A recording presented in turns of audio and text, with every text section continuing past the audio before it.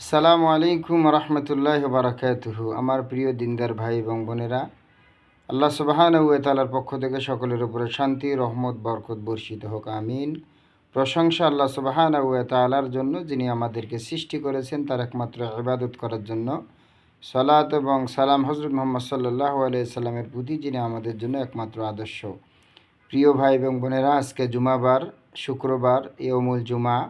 এই শুক্রবারের অনেক ফজিলত আছে। জুমার নামাজের ফজিলত আছে। এরপর হচ্ছে জুমার দিবসে নবী করিম সাল্লাল্লাহু আলাইহি সাল্লাম বলেছেন, তোমরা বেশি করে আমার উপরে দুরূদ পড়বে। তাই আসুন আমরা মুহাম্মদ সাল্লাল্লাহু আলাইহি সাল্লামের উপরে জুমার দিন বেশি করে দুরূদ পড়ি। শর্ট যে দুরূদ সেটা হলো সাল্লাল্লাহু আলাইহি ওয়াসাল্লাম।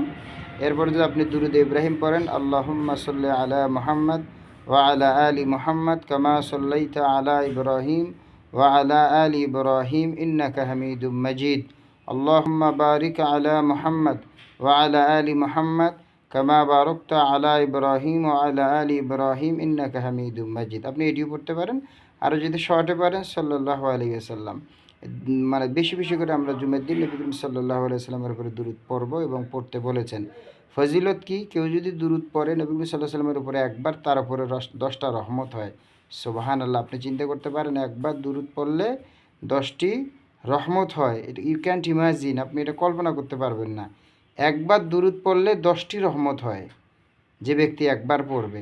এরপরে 10টি মর্যাদা বৃদ্ধি করা হয়, 10টি গুনাহ মাফ হয় এবং নবী করিম সাল্লাল্লাহু আলাইহি সাল্লামের কাছাকাছি জান্নাতে অবস্থান করবে।